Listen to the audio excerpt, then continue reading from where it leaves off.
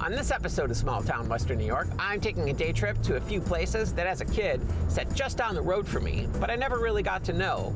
It's actually a string of 3 little towns that remind me so much of the classic small towns I used to visit in Vermont.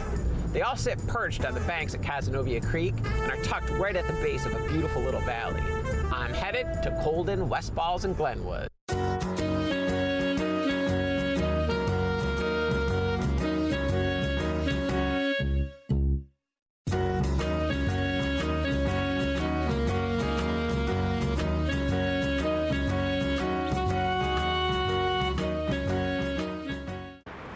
Over the last few years, all of these towns have seen quite the revitalization, and they're now coming into their collective own. They're part of what we call snow country in the immediate south towns of Buffalo, as it's the most accessible ski and snow sports area to the south. But there's a lot more to these towns than winter fun. They've all seen quite a lot of improvement over the last few years and are now, quite literally, sitting pretty. Colden was once part of the town of Holland, and it was founded by a man named Richard Buffum, who came here from Rhode Island with his children and a few other folks, like so many others did during this time period. He was able to purchase 2,000 acres of land from the Holland Land Company, and at the time, the settlement was known as Buffum's Mill, for the grist mill he and one of his hired hands built here.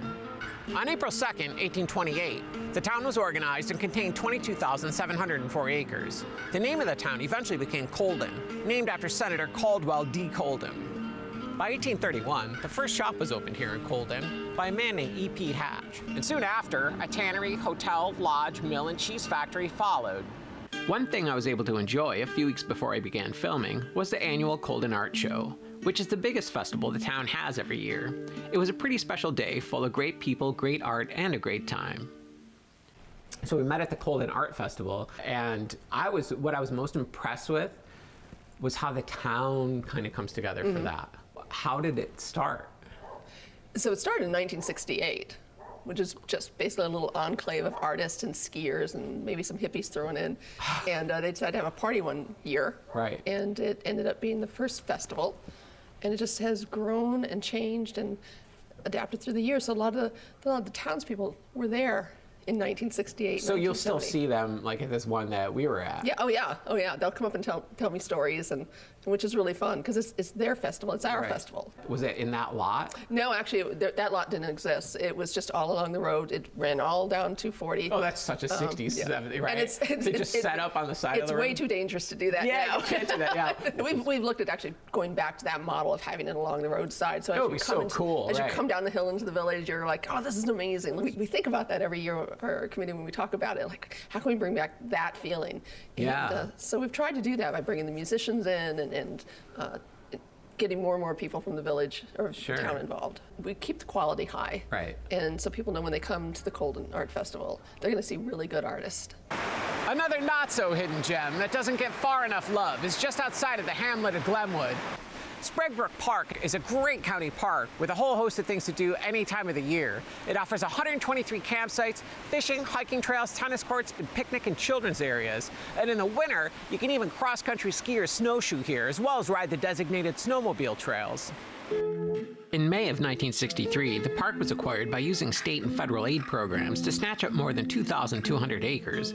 That included 18 Mile Creek, Beeman's Creek, and Larkin Woods. Something I just recently discovered that I absolutely have to share with you is just past Glenwood, past Colden, and the town of West Falls. It's a place unlike anything you've ever seen in Western New York. It's pretty hard to pin down exactly what the Blueberry Treehouse is. It's a U-Pick farm with a kid's dream playground that comes with its own famous land shark mascot, a budding events venue that will soon have a treehouse B&B rental, and to top it all off, there's this otherworldly, surreal, have-to-see-it-to-believe-it two-story treehouse cafe that seemingly has crawled right out of a storybook. I don't even know where to start with this, honestly, because when you first come in, if you just had this, you would say, this is an amazing, beautiful place. I'm going to spend a half hour here. We're going to explore. And I know it wasn't intentional, but how you have this barn, this building, and you've got the cafe like tucked behind here. Sure. I mean, I feel like everything else that we've done has been that way. It's just been sort of right place, right time, you know, happy accidents since the beginning. So I think you're right. When you pull up, nothing's revealed to you until you get just past the corner of the barn. weren't trying to emulate anything Right. other than, you know, we wanted it to feel organic, and we wanted it to be in the trees, and we wanted people to experience a treehouse, you know, that most people could never afford or have an opportunity to be in, you know. So I think they come here, and that's what it is. With that Falls Fest, we were trying to support all the local vendors, the food trucks, the musicians, the beer, all of our beer is local. Just try to support each other, because I know we've been supported, and you know, I think that's a big part of this. And to really bring home the magic of this little enchanted part of Western New York, there's one of the best regional performance centers in Western New York at the West Falls Center for the Arts. It shares the property right next door to the Blueberry Treehouse. I get emails all the time and actual letters from people and thank you cards, simply for just existing here and being open. You know, there's folks here that can't get to Buffalo, but they can walk here and see world-class concerts. Musical Memories Cafe is twice a month. Veterans music lessons are every Thursday night. We have the Kids Jam, where the kids come twice a month on a Saturday afternoon. Okay. They practice with professional musicians. They learn how to form a band, every age kid, every level kid, and every instrument. And then we have concerts once or twice a week, depending on holidays. So what's the plans for your future now? Because you told me that this property that you're kind of almost entwined with, the Blueberry Treehouse. Yeah, so there's about door. 10 acres back there. And we're not exactly sure of the plans yet, but they will involve our neighbors. And the properties are adjacent and overlap. And we're hoping to have a sculpture park, nature trails, an outdoor amphitheater, more programs for the community, and utilize all of that outdoor space we have. What we've heard from these musicians over and over again is, I can't wait to come back. This is They love the probably space. one of the nicest places I've ever played. Sure.